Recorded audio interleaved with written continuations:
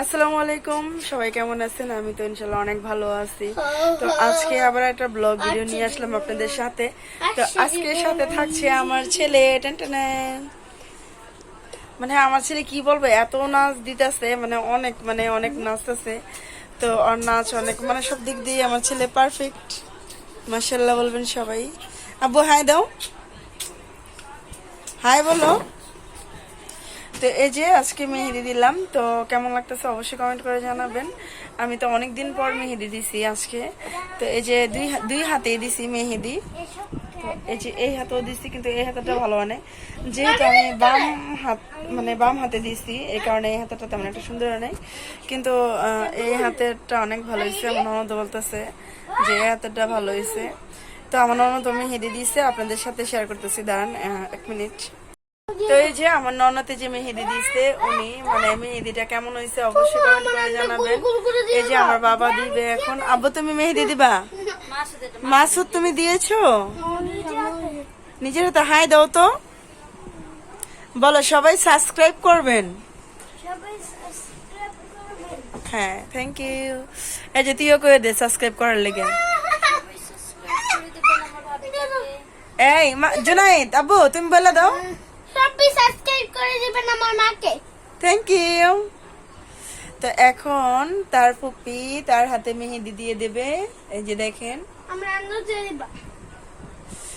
ছোটবেলা আমাদের ফুপুর এরকম সুন্দর গাছের মেহেদি দিয়ে দিত আমাদের হাতে যখন ঈদ আসতো। মানে সেই দিনগুলোর কথা মনে হইলে আর কিছুই ভালো লাগে না, অনেক মিস করতেছি সেই দিনগুলা। তো যাই হোক, এখন আমরা ফুপির আদর পাইছি, এখন আমার ছেলেও ফুপির আদর নেবে, এটাই স্বাভাবিক। তো যাই হোক, আমার ভিডিওতে অবশ্যই লাইক করবেন, একদম মানে বেশি বেশি লাইক করবেন, ঠিক আছে? বেশি বেশি লাইক করবেন, সাবস্ক্রাইব করে দিবেন আমার চ্যানেলটা। আর আব্বু দুষ্টামি করতেছে কেন, মানে আমার ছেলে আর ফুপির কথা শুনেই না। তো যাই হোক, তো আমরা এক জায়গায় যাব, সেটা হচ্ছে কালকে সকালবেলা যদি যাক না পাই তাহলে। কালকে কি যাবি শিওর? লগে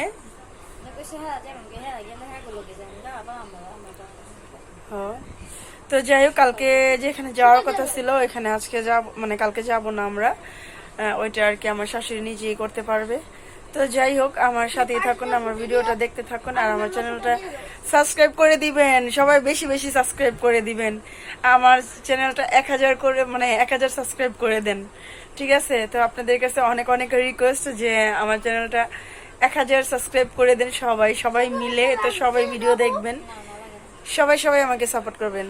তো দেখতে থাকুন ভিডিওটা। তো এখানে যে আমার ননদের ছেলেকে মেহেদি দিয়ে দিতেছে, আর আমার ছেলে দেখেন মেহেদি নিজে নিজে দিতেছে।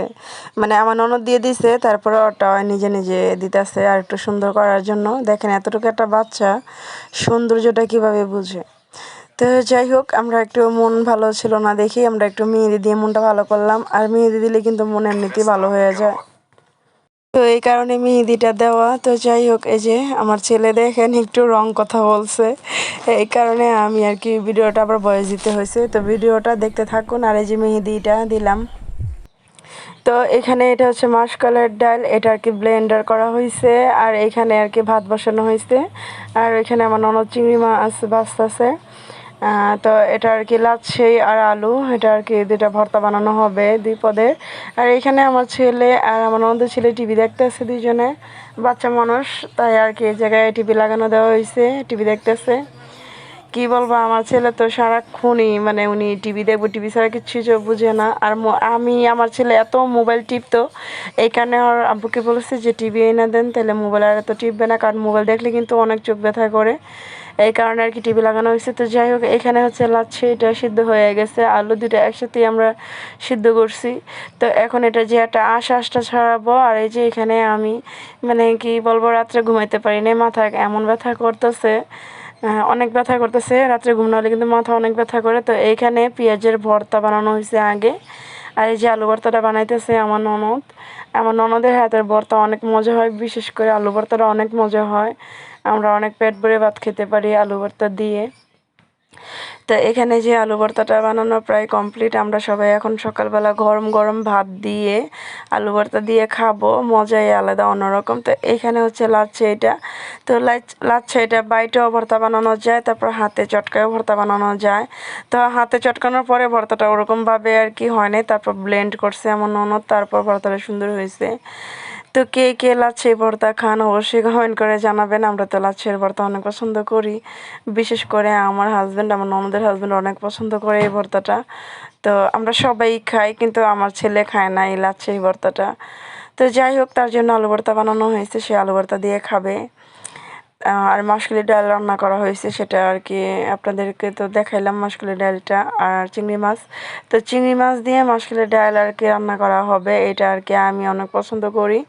আর যেহেতু শীতের দিন, মাসকলাইয়ের ডাল যদি চিংড়ি মাছ দিয়ে ধনিয়া পাতা বেশি করে দিয়ে যদি রান্নাটা হয়, মানে কি বলবো, এত মজা লাগে। ঠিক আছে, আপনারা বাসায় ট্রাই করে দেখতে পারেন, খুবই মজা লাগে, অমায়িক মজা লাগে। জানি না কার কাছে কেমন লাগে, কিন্তু আমাদের গ্রাম সাইডে আমার মা খালারা চাচিরা এই শীত আসলেই এই মাসকলাই ডালটা আনে, আইনা মেশিনে ভাঙ্গায়া তারপরে যেরকম ধনিয়া পাতা চিংড়ি মাছ দিয়ে রান্না করে, খেতে কিন্তু বেশ মজাই লাগে।